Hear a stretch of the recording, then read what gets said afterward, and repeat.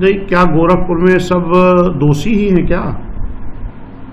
पहली चीज तो बुलडोजर चलना ही नहीं चाहिए, चाहे हमारे योगी जी की सरकार चला रही हो, चाहे माननीय अखिलेश यादव जी जो रुख बदलने की बात कर रहे हैं। मान लो कोई आदमी दोषी है, तो दोषी है तो उसके ऊपर कानूनी कार्रवाई करो, लेकिन जो उनके पड़ोसी हैं या उनके रिश्तेदार हैं या उनके बच्चे हैं, उनका अगर कोई दोष नहीं है तो उनको रहने का आशियाना क्यों छीना जा रहा है? कोर्ट के संज्ञान के बाद ऐसी बयानबाजी कैसे देखते हैं? नहीं, सुप्रीम कोर्ट ने भी इस चीज को कहा है कि बिना सुप्रीम कोर्ट के अनुमति के, जैसे मेरा मानना है कि अगर किसी अपराधी ने कुछ जबरदस्ती या गुंडई से किसी की जमीनें हड़पी है या कब्जा किया है या सरकारी जमीनों को कब्जा किया है तो उसमें बुलडोजर चलना चाहिए। लेकिन इस तरीके की अगर कोई अपराधी है तो उसको न्याय के द्वारा उसको सजा मिले, कड़ी से कड़ी सजा मिले। लेकिन अगर उनके बाल बच्चे, परिवार के नाते रिश्तेदार है, आप घर गिरा दे रहे हो, बुलडोजर चला दे, वो कहाँ जाएंगे? इसके लिए सुप्रीम कोर्ट ने भी संज्ञान लिया है। हमारी नेता मान्या बहन जी ने भी कहा है कि बुलडोजर इस तरह नहीं चलना चाहिए, जो मुलजिम है उनको न्याय तरीके से सजा देनी चाहिए। सभी बुलडोजरों का रुख गोरखपुर की तरफ कर रहे हैं अपने, ये गलत है। फिर फर्क क्या रहेगा? कैसे देखते हैं? जो योगी बाबा कर रहे हैं, हमारे माननीय मुख्यमंत्री जी, योगी जी जो कर रहे हैं, ये आप करने की बात कर रहे हो। गोरखपुर की जनता जो है वो सब मुलजिम क्या जो गोरखपुर रुक करोगे? गोरखपुर की भी जनता है। मैं कहता हूं कि बुलडोजर जो वाकई में कोई अपराधी कोई जमीन को कब्जा किया हो, सरकारी जमीन कब्जा किया हो, जांच में पाया जाए तो उसको बुलडोजर गिराना चाहिए। बाकी उनके किसी चाहने वाले या परिवार वाले, घर वालों को घर गिरा करके उनको बिना घर के ना किया जाए, क्योंकि उनका कोई दोष नहीं होता है। बहराइच में भेड़िए के हमले पर हुई मौतों की घटना को लेकर के अखिलेश यादव ने कहा कि लोग अपनी जान इसलिए गंवा रहे हैं क्योंकि सरकार अपना काम नहीं कर रही। सरकार को लोगों की सुरक्षा करनी चाहिए।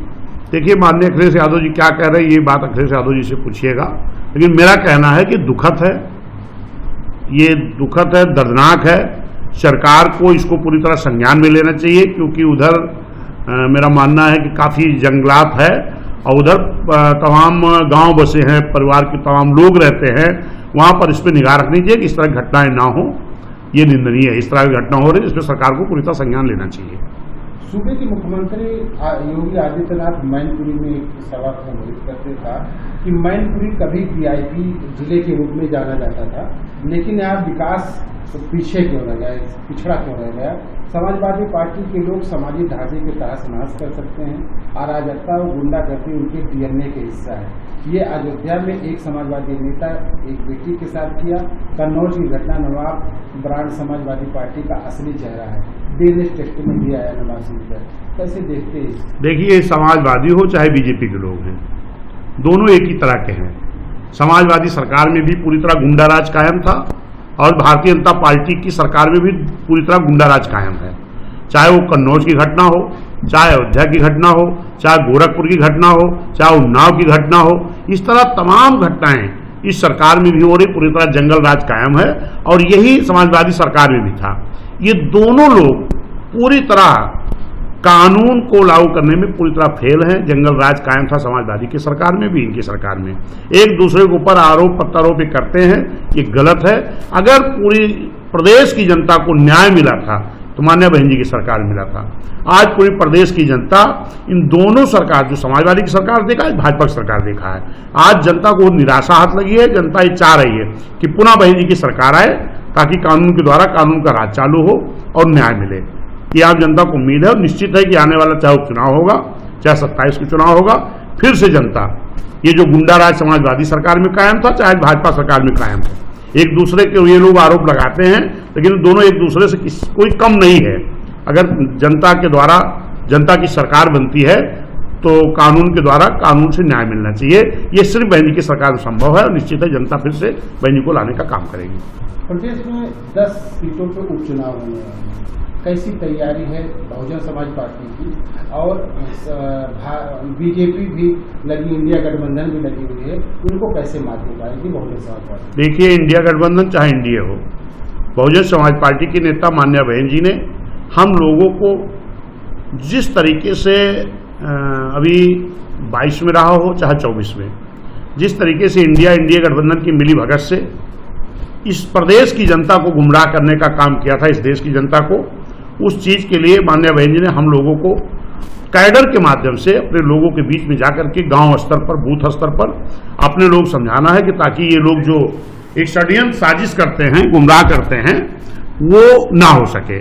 जैसे 24 में हमारे अयोध्या के सांसद माननीय लल्लू सिंह जी ने कहा कि 272 चाहिए सरकार बनाने के लिए, 4 चाहिए सरकार बदलने के लिए, जबकि बाबा साहब ने संविधान को इतना मजबूत बनाया कि उसको बदला नहीं जा सकता। और तुरंत सपा कांग्रेस के लोगों ने कहा हम संविधान बचाएंगे। संविधान बदला नहीं तो बचाओगे क्या? संविधान के आर्टिकल को बदल करके, संशोधन करके किसी का नुकसान, किसी का फायदा किया जा सकता है? तो ये धोखा हुआ है, ये लोग साथ एक साजिश हुई है। और उस साजिश से निपटने के लिए माननीय बहन जी ने हमारे एक ये किताब भी बहन जी ने अभी हम लोगों को लिख कर दिया है कि इसमें समाजवादी कांग्रेस इंडिया गठबंधन की जो ये लोग षड्यंत्र करते हैं, उस षड्यंत्र का पर्दाफाश इस किताब के द्वारा हम लोग बूथ स्तर पर जाएंगे और अपने लोगों को इतना कैडराइज करेंगे कि फिर इनको कोई गुमराह नहीं कर सकता है। लगातार इंडिया गठबंधन, समाजवादी पार्टी और भारतीय जनता पार्टी उपचुनाव को लेकर के बैठकें कर रही है। बहुजन समाज पार्टी ने निश्चित है कि वो क्या कर रहे हैं वो तो मैं नहीं जानता हूं, लेकिन हमारे यहाँ बूथ और सेक्टर कमेटियों का गठन पुनः बहन जी के निर्देश पर 10 सीटों पर मजबूती से किया गया है।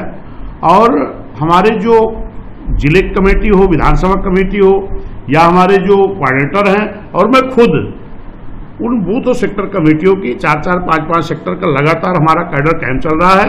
और उस कैडर कैंप में जो माननीय बहन जी ने इस किताब में हमको लिख करके दिया है कैडर, उसको हम लोग बताने का काम कर रहे हैं। निश्चित हमारे लोग पूरी तरह से मजबूती से तैयारी कर रहे हैं और इस चुनाव में 10 की 10 सीटों को बहुजन समाज पार्टी मजबूती से जीतने का काम करेगी।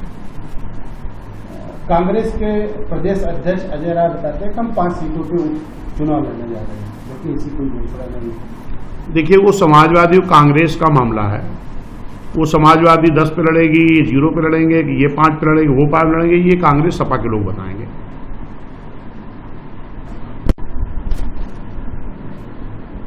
वर्गीकृत आरक्षण को लेकर के प्रधानमंत्री से मुलाकात होने के बाद उन्होंने जो आश्वासन दिया उसको क्या करेंगे? देखिए, अभी जो SC ST के आरक्षण में सुप्रीम कोर्ट के द्वारा वर्गीकरण करने की बात आई है, इस देश में तमाम नेता आज का संविधान दिखा रहे हैं, आरक्षण बचाने की बात कर रहे हैं, लेकिन किसी भी नेता की अब तक जुबान नहीं खुली है, चाहे माननीय राहुल गांधी जी हों, चाहे माननीय अखिलेश यादव जी हों। सिर्फ माननीय बहन जी ने प्रेस कॉन्फ्रेंस करके ट्वीट के द्वारा ये कहा है कि सुप्रीम कोर्ट को इस निर्णय पर पुनः विचार करना चाहिए और इस निर्णय को वापस करना चाहिए। इसके बाद SC ST सभी समाज ने, संगठनों ने 21 तारीख को भारत बंद का आह्वान किया था। उस पर माननीय बहन जी ने पूरा समर्थन किया था। पूरे बहुजन समाज के लोग रोड पर निकले और अपनी बात को रखा कि ये हमारा SC ST के आरक्षण का वर्गीकरण ना किया जाए। उसी बीच माननीय प्रधानमंत्री जी ने भी SC ST सांसदों को बुलाया था और कहा कि आपके इस आरक्षण को जो सुप्रीम कोर्ट ने वर्गीकरण करने की बात की है, इसको हम निरस्त कराने का काम करेंगे। मेरा कहना है कि माननीय प्रधानमंत्री जी, ये जुबानी कहने से निरस्त नहीं होगा। माननीय प्रधानमंत्री जी को एक सत्र बुलाना चाहिए और सत्र बुला करके इसको पास कराना चाहिए कि जो सुप्रीम कोर्ट का निर्णय है ये निरस्त हो सके, ताकि SC ST के लोगों को जो आरक्षण के वर्गीकरण से जो खतरा लग रहा है कि हमको बांट करके लोग राजनीति कर रहे हैं, इसको निरस्त करके इनको लाभ दिया जा सके।